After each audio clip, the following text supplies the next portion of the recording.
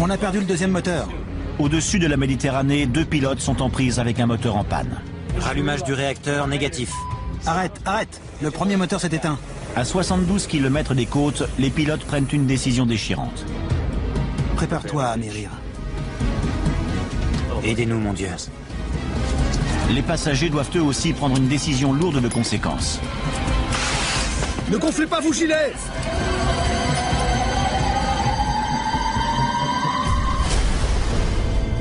L'accident va déchirer des familles. Une vaste opération de sauvetage en mer est lancée. De même qu'une enquête internationale. Afin de découvrir pourquoi les 2 moteurs de l'un des avions les plus populaires du monde se sont éteints en plein vol.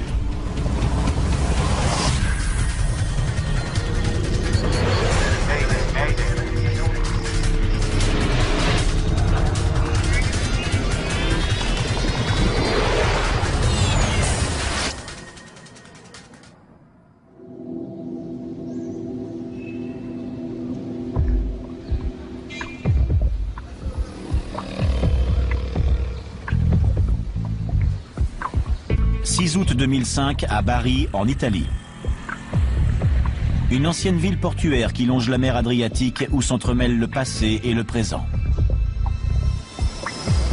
Au nord de cette ville historique, l'aéroport international de Bari accueille 10 grandes compagnies aériennes et plus d'1,5 million de passagers chaque année. Tuninter, une compagnie tunisienne, figure parmi ces transporteurs aériens. Le commandant de bord, Shafik Garbi, est l'un de leurs pilotes. Aujourd'hui, il est aux commandes du vol 1153. Ce Tunisien de 45 ans est un pilote de formation militaire à la carrière irréprochable. Ali Kebayer, 28 ans, est son copilote. Combien de carburant a-t-on ajouté? 400 kilos. Pour un total de 2 tonnes 7? Oui. Le commandant Garbi et son copilote ont fait le trajet Tunis-Bari plus tôt en matinée, où 34 passagers italiens sont montés à bord. Ils vont bientôt s'envoler pour Djerba, une station balnéaire tunisienne.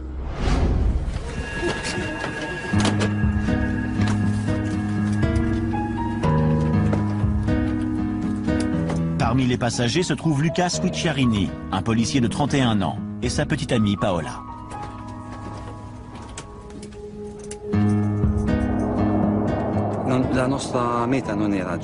On aurait préféré aller au Cap-Vert plutôt qu'à Djerba. Mais il y avait une vague d'attentats terroristes à l'époque. Et pour ça, il aurait fallu prendre un vol à partir de Rome ou de Milan. Comme ce sont des aéroports très fréquentés, on a laissé tomber l'idée d'aller au Cap-Vert. Parce que Paola avait trop peur. C'était notre premier voyage ensemble, Paola et moi. On avait fait connaissance l'hiver précédent et on prévoyait de se marier l'année suivante. Pour ajuster votre ceinture, tirez sur l'extrémité de la courroie. Pour la détacher, soulevez la partie supérieure de la boucle. Mesdames et messieurs, des gilets de sauvetage sont situés sous vos sièges. Pour les gonfler, tirez fermement sur les cordons rouges, mais seulement après avoir quitté l'appareil. Si votre gilet ne se gonfle pas automatiquement, soufflez dans le petit tube.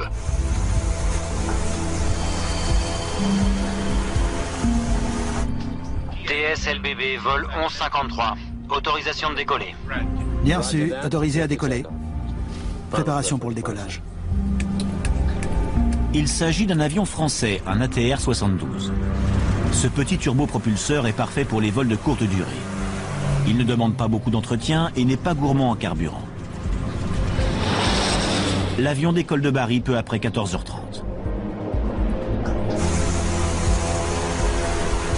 49 minutes après le décollage, le vol 1153 se trouve à 640 km de Djerba, sa destination finale.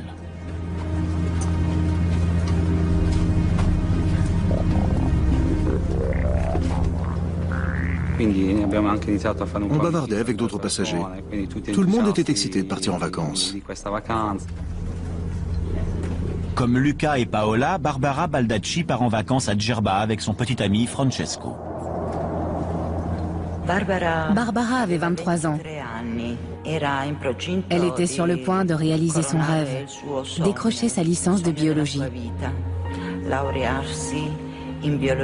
Après son dernier examen, Elle avait décidé de partir en vacances avec son fiancé, Francesco.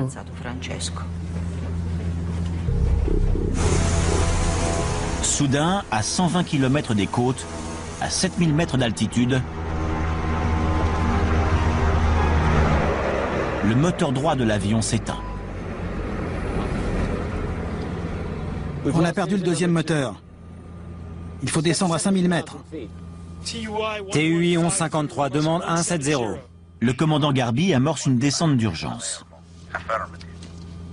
Descente à 170. Quand un seul moteur s'éteint, il faut voler à plus basse altitude. L'air est plus dense et l'hélice gagne en efficacité. Dans de telles circonstances, avec un seul moteur, il est préférable que l'ATR-72 vole à une altitude de 5000 mètres. Manette de poussée à l'arrêt. Bouton de démarrage. L'équipage tente de rallumer le moteur droit. Négatif. Vérifié. Mais 2 minutes après l'extinction du moteur droit,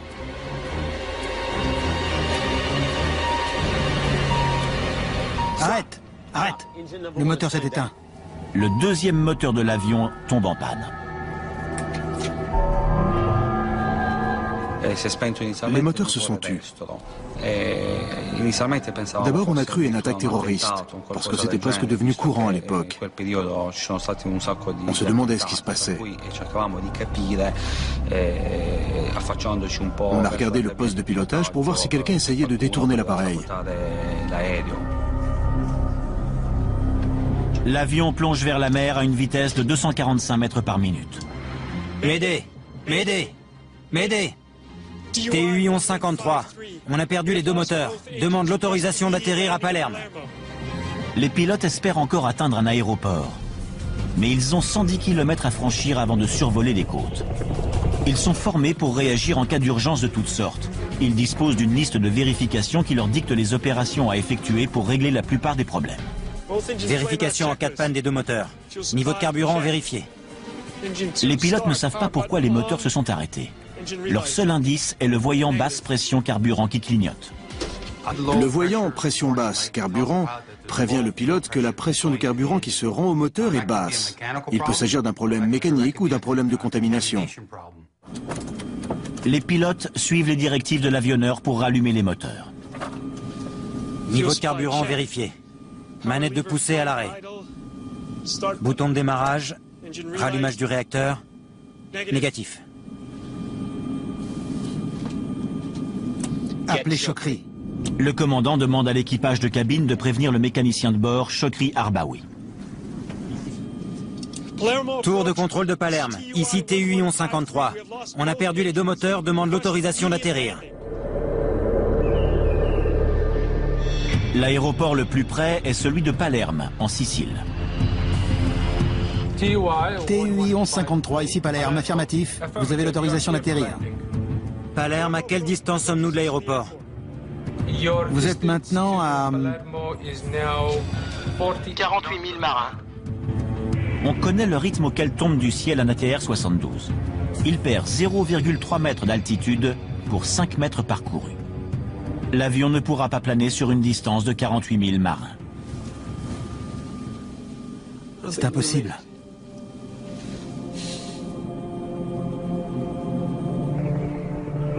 S'ils ne rallument pas les moteurs au plus vite, ils n'auront d'autre choix que d'amérir.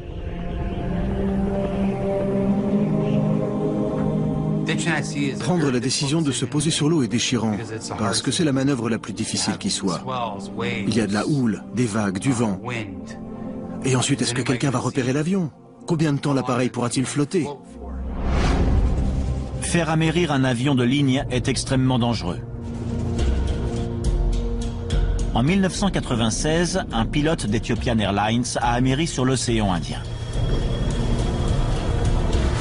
L'amérissage du 767 a été filmé par un touriste sur la plage. 50 personnes ont survécu, mais 125 autres ont péri.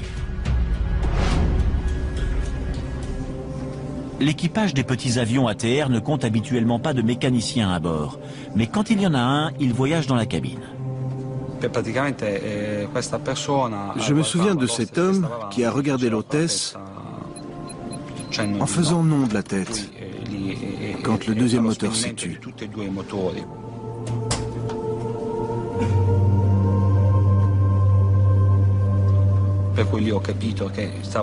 Ce geste voulait dire qu'il n'y avait plus rien à faire.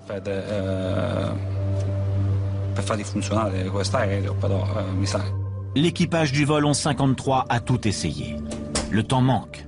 Il n'y a plus d'autre solution. Le mécanicien de bord, Chokri Arbaoui, tente lui aussi de rallumer les moteurs du vol 1153. Vous avez suivi la liste de vérification? Oui. Le commandant de bord espère que le mécanicien aura une idée qui ne figure pas sur la liste. Essayez de rallumer les moteurs. Le moteur droit d'abord. Niveau de carburant vérifié. Moteur 2, bouton de démarrage actionné. Rallumage du réacteur, négatif. Tour de contrôle de Palerme, ici le vol 1153. Y a-t-il un aéroport plus près où nous pouvons atterrir? Négatif, 1153. L'aéroport de Palerme est le plus près. C'est impossible. Prépare-toi à anérir. Aidez-nous, mon Dieu.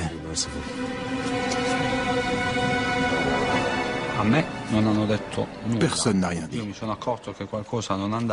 J'ai compris que quelque chose clochait car les deux moteurs s'étaient éteints. J'ai essayé plusieurs fois de m'adresser à l'hôtesse en lui demandant ce qu'on devait faire, s'il fallait mettre notre gilet de sauvetage, se lever, enlever nos chaussures. Mais je n'ai eu aucune réponse.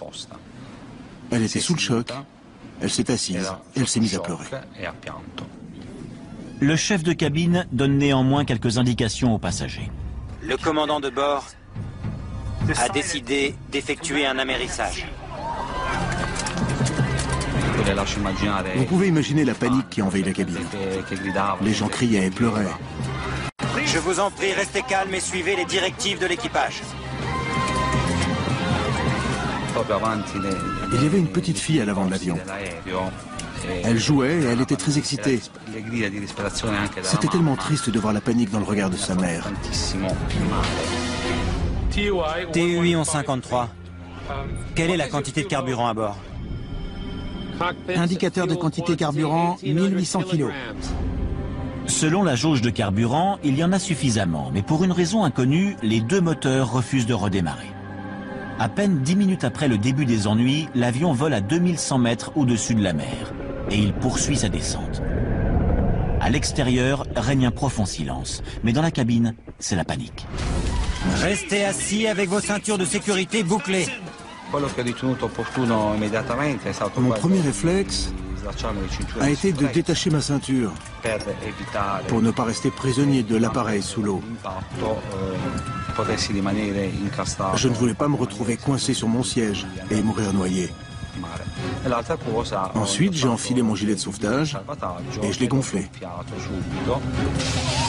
Ne gonflez pas vos gilets avant de quitter l'avion! Il est fort probable qu'en amérissant, l'avion se remplira d'eau. Voilà pourquoi on demande aux passagers de ne gonfler leur gilet de sauvetage qu'après être sortis de l'avion. Sinon, ils risquent de rester coincés dans le fuselage inondé et de se noyer.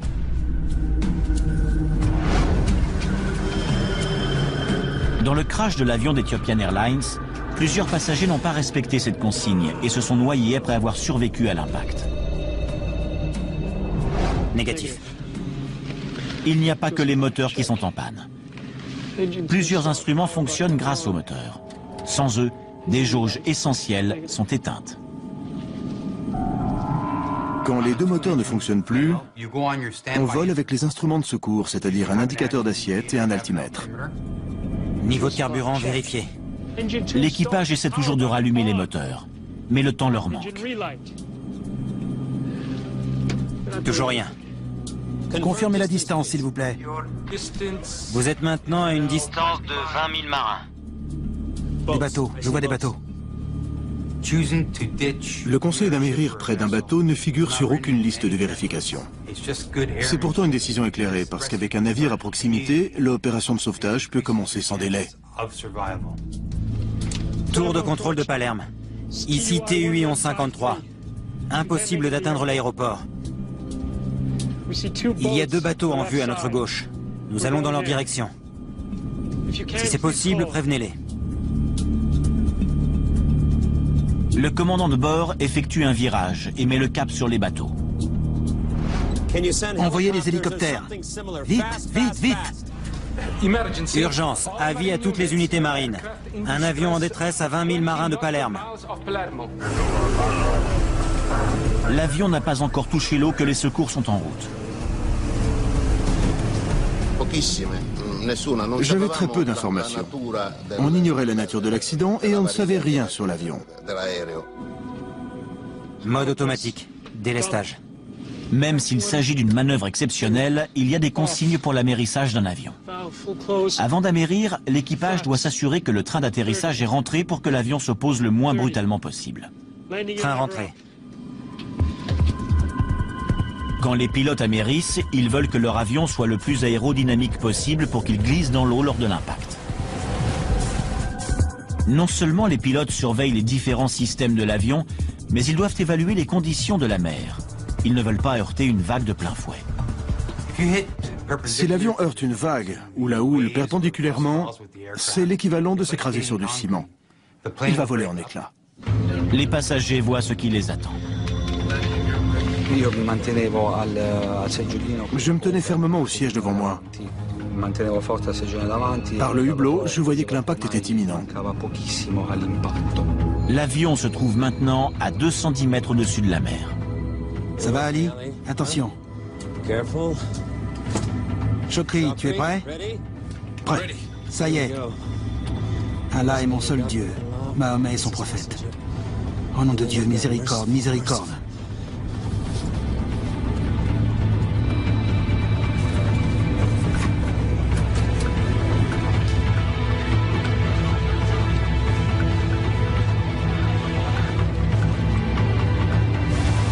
L'avion heurte l'eau à une vitesse de 230 km/h.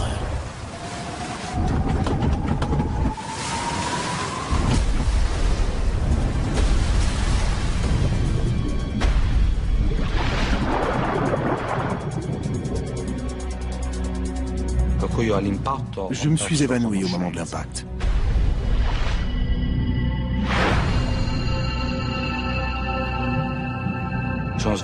J'ai repris connaissance dans l'eau. J'étais à 2 ou 3 mètres de la surface. Quand j'ai sorti la tête de l'eau, je ne portais plus que mon pantalon. J'ai perdu mes vêtements et mon gilet de sauvetage lors de l'impact. Je me suis agrippé à un sac gonflable. J'étais en état de choc. J'étais entouré de toutes sortes de débris. Je pensais seulement à Paola. J'étais sûr que j'allais mourir parce que je crachais du sang. J'avais l'impression que mes poumons étaient remplis de sang.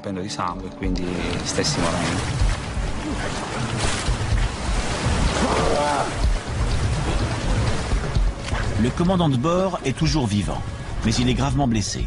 Son copilote, Ali Kebayer, a lui aussi survécu, mais le mécanicien de bord, Chokri Arbaoui, est mort. À bord des bateaux avoisinants, personne n'a été témoin du crash du vol 1153. L'avion s'est brisé en 3 morceaux. La section de la queue et une grande partie du fuselage ont coulé au fond de la mer. Mais la plus grosse partie, avec les 2 ailes, flotte à la surface de l'eau.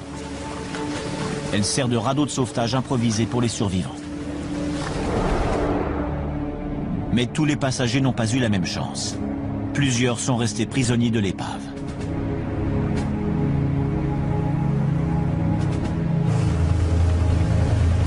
Les secours sont en route, et notamment l'amiral Vincenzo Pace de la gendarmerie maritime italienne. Les sauveteurs doivent parcourir 40 km dans une mer démontée pour atteindre les lieux de l'accident. Le ciel était bien dégagé, mais la mer était agitée. Et cela a compliqué les opérations de sauvetage. Le pilote d'hélicoptère Stefano Burigana est l'un des premiers arrivés sur place. La tour de contrôle nous a prévenu qu'un avion avait été contraint d'amérir au large des côtes de Palerme. Et il nous a demandé de l'aider à localiser l'épave. Quand on s'est approché, on a vu les ailes qui flottaient.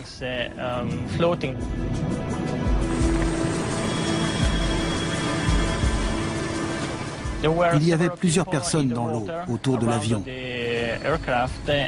Tous avaient leur gilet de sauvetage gonflé. Stefano Burrigana remarque Luca Scucciarini à l'écart de l'épave. Un homme n'avait pas de gilet de sauvetage et c'est lui qui était le plus éloigné de l'avion. J'ai décidé de m'approcher de lui et de lui lancer un gilet de sauvetage.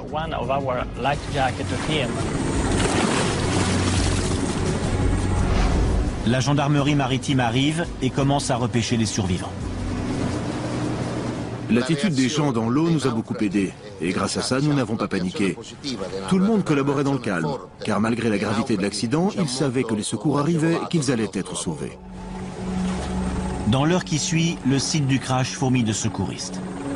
En mer et dans les airs, ils cherchent les survivants.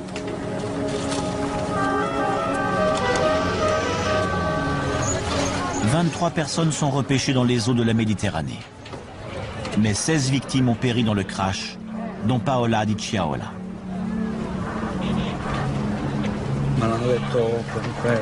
Mes proches m'ont appris son décès quelques jours plus tard. J'étais encore à l'hôpital. Je n'ai pas réagi. Paola était partie. C'est quand je suis rentré à la maison que la réalité m'a frappé. En me rendant au cimetière, j'ai réalisé ce qui s'était passé. C'est à ce moment-là que la tristesse m'a envahi. Barbara Baldacci et son fiancé Francesco ont également perdu la vie. Cela paraissait impossible qu'une telle tragédie ait pu se produire. Parce que Barbara et Francesco étaient d'excellents nageurs. Ils avaient leur brevet de maître nageur. Ils adoraient faire de la plongée. Comment autant de gens avaient-ils réussi à s'en sortir et pas eux? J'étais abasourdie et incrédule. De toute évidence, tous ceux qui ont péri n'auraient pas eu la chance de nager jusqu'à la surface. La gravité de leurs blessures les en a empêchés après le terrible impact de l'avion sur l'eau.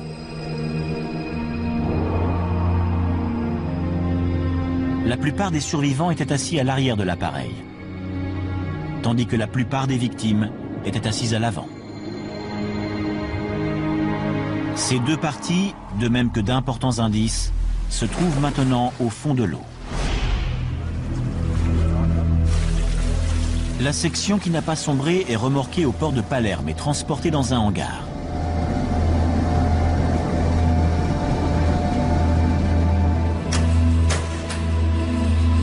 Une équipe d'experts du Bureau national de la sécurité aérienne de l'Italie, l'ANSV, se met au travail.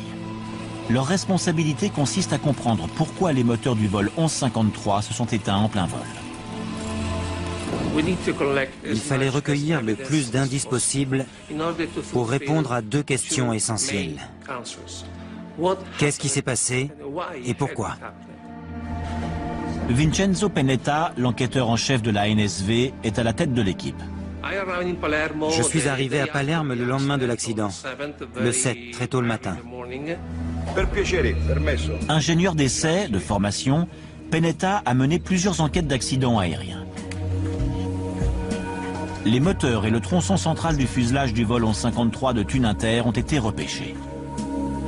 Le reste de l'épave repose quelque part au large des côtes de la Sicile. L'enregistreur de bord et l'enregistreur de conversation de poste de pilotage, sans oublier la partie avant de fuselage, se trouvaient à 1500 mètres au fond de l'océan. Voilà le principal défi que posait cette enquête. Pendant que la marine italienne mène des recherches en eau profonde pour trouver le reste de l'épave et les cruciales boîtes noires, les enquêteurs italiens obtiennent la collaboration de l'avionneur européen ATR. Giuseppe Caldarelli est sur place pour découvrir si l'appareil est responsable de l'accident. Dès qu'une seule personne perd la vie dans un accident, je considère que c'est un gros accident. Des centaines d'ATR-72 volent dans le ciel aux quatre coins du monde chaque jour. Ces avions ont une structure solide et des systèmes hautement performants. Pennetta et Caldarelli travaillent de concert pour découvrir pourquoi les moteurs d'un avion aussi sophistiqué sont tombés en panne en plein ciel. Ici TU 1153, on a perdu les deux moteurs. Et pour éviter que ça ne se reproduise. Comment allez-vous, commandant Garby? De mieux en mieux, merci.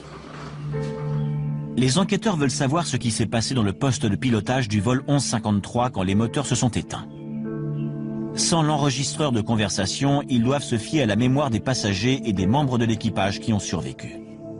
L'extinction des 2 moteurs était sans doute due au manque de carburant.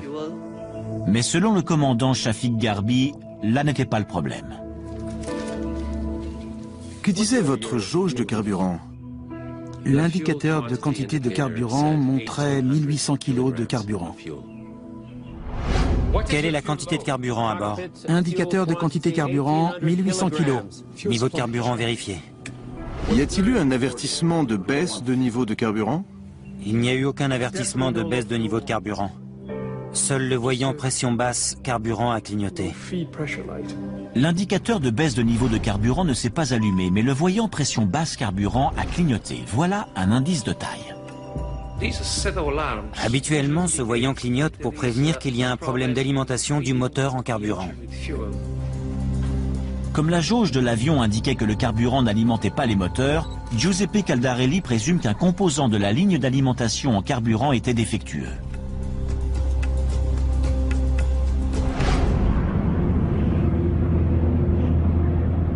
Quatre ans auparavant, dans un Airbus d'Air Transat, une fuite s'est produite dans la tuyauterie de carburant qui alimentait le moteur droit de l'avion. À la longue, l'appareil a perdu tout son carburant et les 2 moteurs se sont éteints. Les pilotes ont dû effectuer un atterrissage d'urgence. Cet incident ressemble étrangement à la tragédie de Tuninter. L'équipe de Giuseppe Caldarelli examine attentivement la tuyauterie de carburant à la recherche de brèches ou d'obstructions, ou encore d'un défaut des pompes carburant qui aurait empêché le kérosène de se rendre au moteur. Tandis que l'enquêteur Caldarelli attend les techniciens qui procéderont à l'analyse de la tuyauterie et des pompes, Vincenzo Pennetta avance une autre hypothèse. Il se demande si le carburant à bord de l'avion n'était pas contaminé. La contamination du combustible peut provenir de 4 ou 5 sources différentes.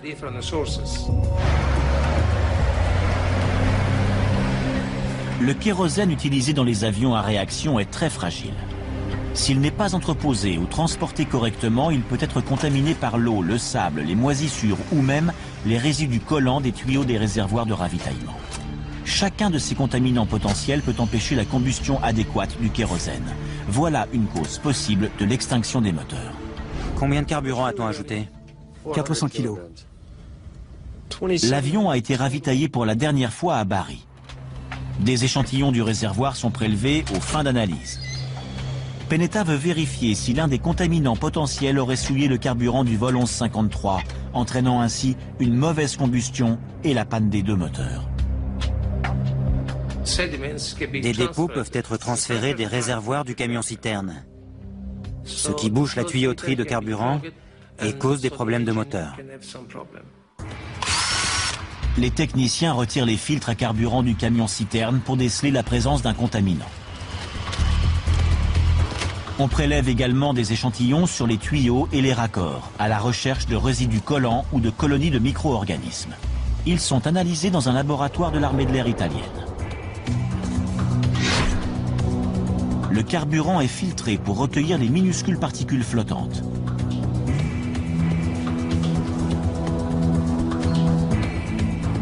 Il est ensuite soigneusement examiné pour déceler d'éventuelles impuretés.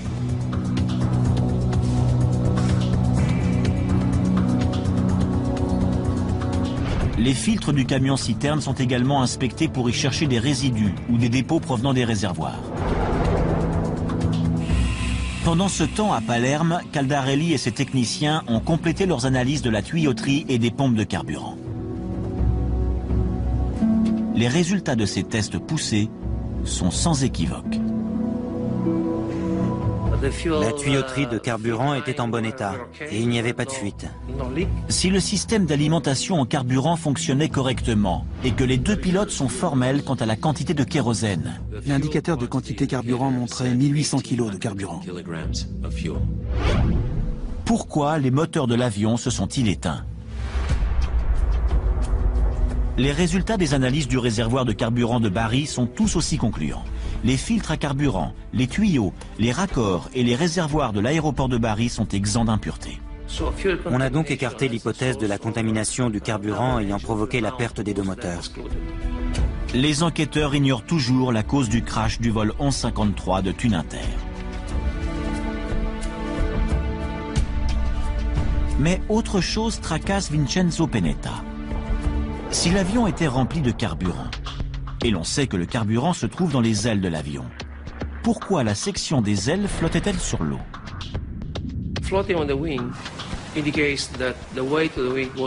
Si les ailes flottaient, cela signifie que leur poids n'était pas si élevé. D'après nos informations, les ailes étaient censées contenir environ 2000 kg de carburant. Et si c'était le cas, alors les ailes n'auraient sans doute pas pu flotter. Pennetta soupçonne que le vol 1153 n'a pas eu autant de carburant que le croyaient les pilotes. Mais il ne sait pas comment l'expliquer. Après 2 semaines d'enquête, ses doutes sont sur le point de se confirmer. 2 semaines après le crash, on a reçu de la documentation technique de la part de la compagnie aérienne. Selon le carnet de maintenance, le commandant Garbi a piloté le même avion la veille de la catastrophe. Après ce vol, il a signalé un problème avec la jauge de carburant. À la suite de ce vol, il a mentionné que l'afficheur droit de l'indicateur ne fonctionnait pas et qu'il fallait le remplacer. L'indicateur de quantité carburant, ou FQI, est une jauge de carburant à laquelle les pilotes se fient pour savoir combien il reste de carburant à bord. Les voyants du FQI étaient défectueux, comme l'a noté le commandant Garbi dans son carnet de maintenance. L'indicateur de quantité carburant a été remplacé la veille du crash. Le carnet de maintenance soulève l'hypothèse que le FQI nouvellement installé n'était pas conçu pour ce type d'appareil. Le numéro de modèle ne semble pas concorder. La flotte de la compagnie Tuninter compte 2 types d'avions ATR, l'ATR 42 et son pendant plus gros, l'ATR 72.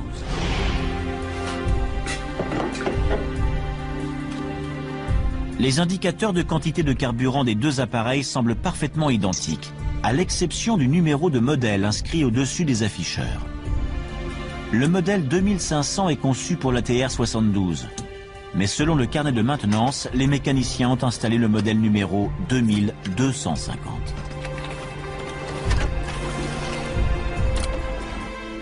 Voilà un précieux indice. Mais Pennetta n'est pas convaincu que le mauvais modèle d'indicateur de quantité carburant a vraiment été installé dans l'avion. Il pouvait y avoir une erreur dans le carnet de maintenance. Il fallait vérifier. Et il n'y a qu'une seule façon de savoir si le vol 1153 avait l'indicateur de quantité carburant approprié, le retrouver au fond de la mer. Il fallait repêcher l'épave de l'avion pour voir de nos propres yeux le numéro de modèle de l'indicateur de quantité carburant.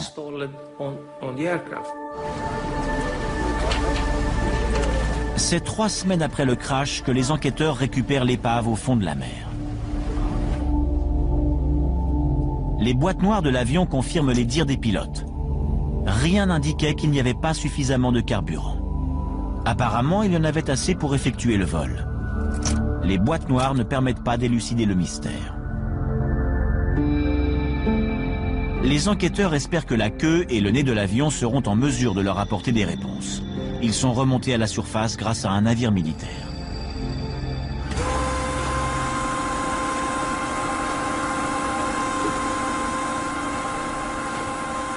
Pennetta est sur place pour accueillir le poste de pilotage dès sa sortie de l'eau.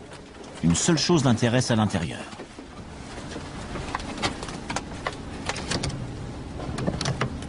Quand on a repêché l'épave au fond de l'océan, j'ai constaté qu'effectivement l'indicateur de quantité carburant était le modèle destiné à l'ATR 42.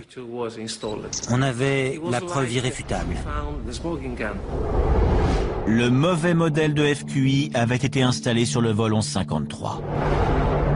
Pennetta est enfin sur la bonne piste.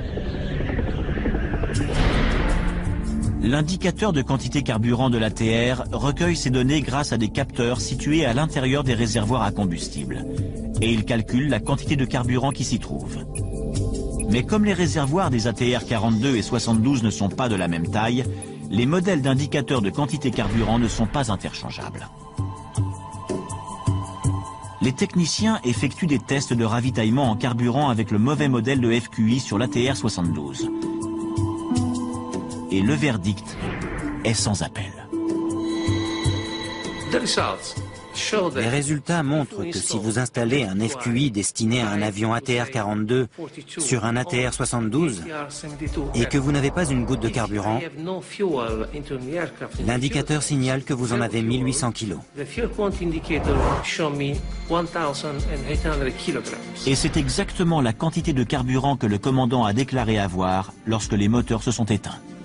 Indicateur de quantité carburant, 1800 kg. L'auteur en conclut qu'à 7000 mètres au-dessus de la Méditerranée, l'erreur de modèle d'indicateur de quantité carburant a laissé croire à l'équipage qu'il y avait suffisamment de carburant, alors que leur réservoir était vide.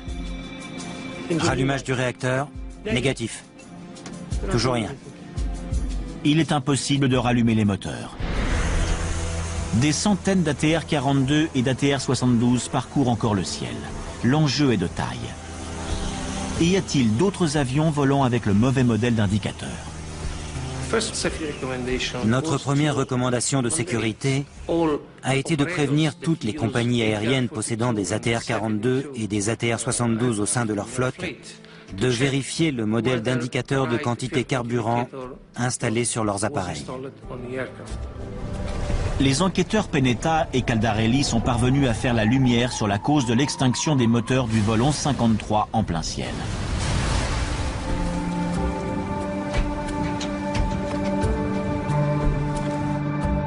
Mais l'enquête n'est pas terminée pour autant. Les procédures de vol auraient dû permettre de constater l'erreur avant le décollage. Le désastre aurait pu être évité. L'avion du commandant Garbi a subi une réparation en Tunisie la veille du crash. Le FQI de l'appareil indiquait alors 790 kg de carburant dans les réservoirs. Après l'installation du nouvel indicateur de quantité carburant, la quantité de kérosène affichée est passée à 3 tonnes 100. Elle a presque quadruplé. Le lendemain matin, le commandant Garbi a remarqué l'augmentation de la quantité de carburant et il a présumé qu'on avait ravitaillé l'appareil. Or, dès qu'un avion est ravitaillé, un avis est déposé dans le poste de pilotage. Où est l'avis de ravitaillement? Le pilote a demandé à l'agent de régulation des vols où était l'avis de ravitaillement, mais ce dernier n'a pu mettre la main sur la note. Je vais vous le donner à votre retour de Djerba. Bien sûr. Or, il n'y avait pas d'avis de ravitaillement, tout simplement parce que l'avion n'avait pas été ravitaillé. Contrairement à la réglementation en vigueur, le commandant de bord a décollé sans ce bout de papier d'une importance capitale. La réglementation interdit au pilote de décoller tant qu'il n'est pas certain de sa quantité de carburant.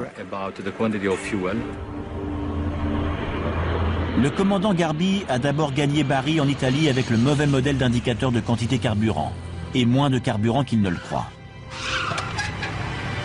Il a ensuite fait la pointe de son appareil avant de décoller pour sa destination finale, Djerba. Combien de carburant a-t-on rajouté? 400 kilos. Pour un total de 2 tonnes 7? Oui.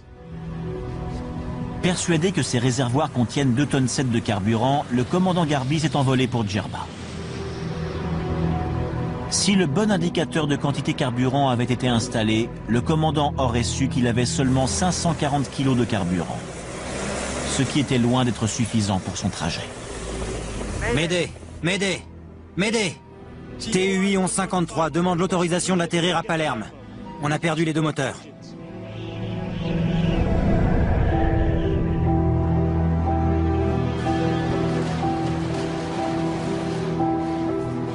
L'enquête de Penetta est close.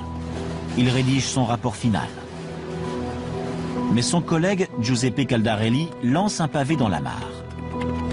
Même sans carburant et les moteurs en panne, le vol 1153 aurait pu atteindre la terre ferme.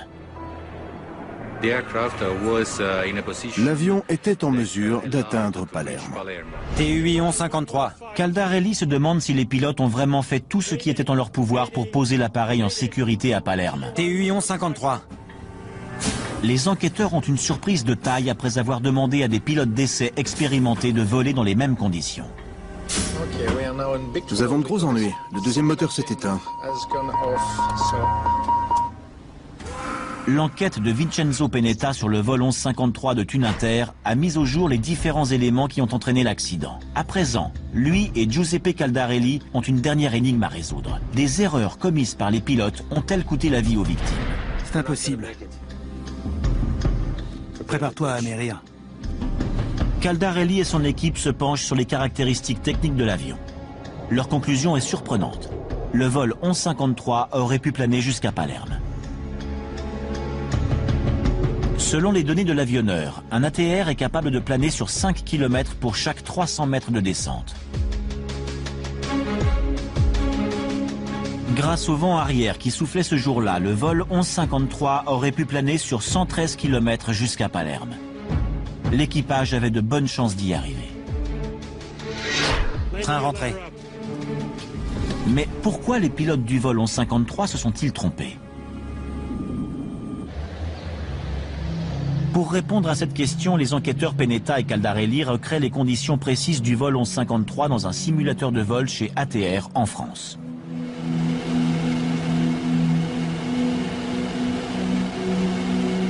Les pilotes d'essai tentent de faire planer un ATR-72 sur 113 km à partir de l'altitude exacte à laquelle le vol 1153 a perdu son deuxième moteur.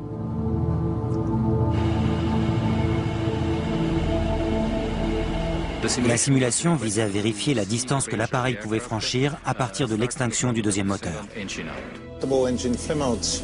En cas d'extinction des deux moteurs, il faut être très attentif à la configuration de l'avion, de manière à maintenir au mieux l'altitude et la distance à parcourir avant l'accident.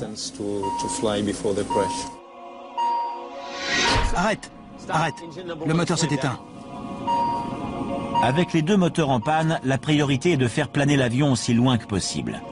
Pour y arriver, les pilotes peuvent changer l'angle de leurs hélices en moulinet. On optimise la distance de planage parcourue en minimisant la résistance. Il est très important de mettre les hélices en drapeau pour diminuer la résistance. La mise en drapeau signifie que l'on change l'angle des hélices face au vent. Cette opération réduit la résistance. Quand on veut mettre les hélices en drapeau en vol, il faut d'abord actionner la manette de poussée en position arrêt et actionner la manette de commande en position mise en drapeau.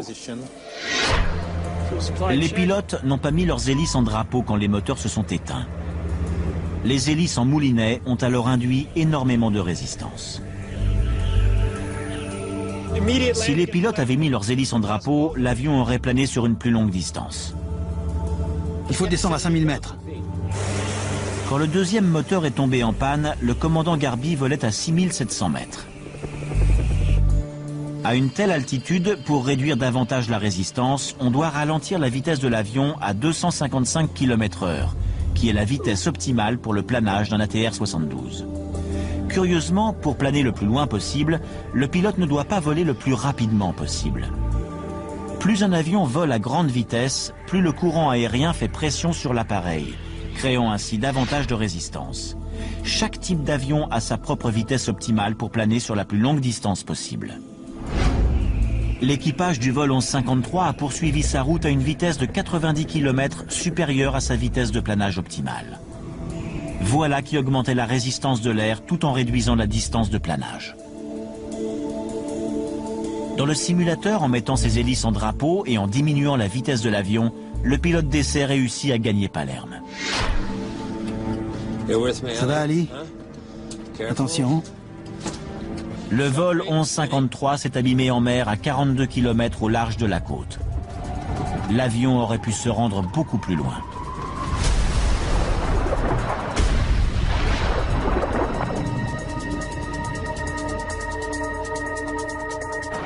La simulation confirme que l'équipage avait des chances de gagner la terre ferme.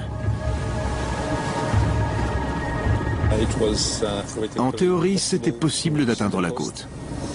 Mais l'opération était tout de même très difficile à réussir.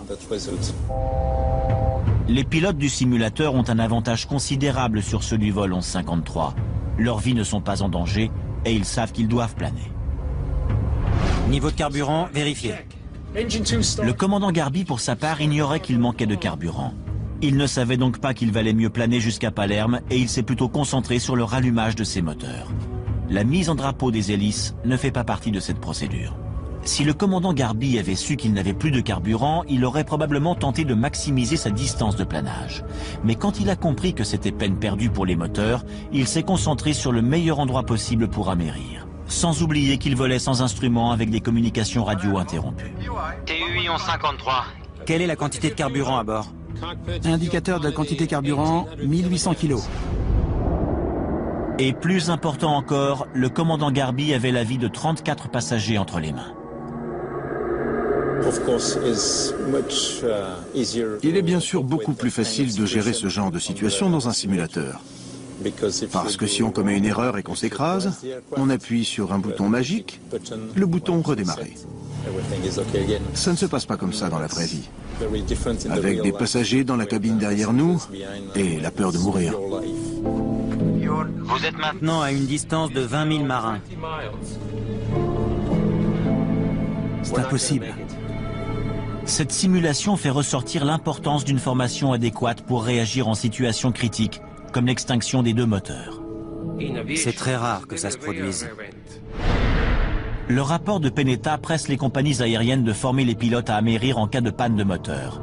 Mais la meilleure formation des pilotes est seulement l'une des 17 recommandations du rapport d'accident. La plus importante est probablement la révision en profondeur des indicateurs de quantité carburant des ATR. Il ne fallait plus risquer d'installer un indicateur de type 42 sur un 72 et vice-versa. Afin de s'assurer que les mécaniciens ne répètent pas la même erreur, Peneta estime que la seule solution réside dans la conception d'un nouveau FQI qui ne pourra s'installer que sur le type d'avion auquel il est destiné. 9 hommes ont été accusés de négligence criminelle pour le crash du vol 1153. Parmi eux, le mécanicien de Tuninter qui a installé le mauvais FQI et le commandant de bord Garby.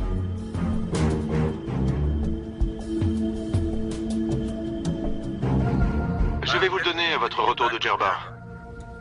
Bien sûr. Cette tragédie aérienne n'a pas une cause unique. Comme pour plusieurs accidents, le crash est plutôt le résultat d'une série d'erreurs.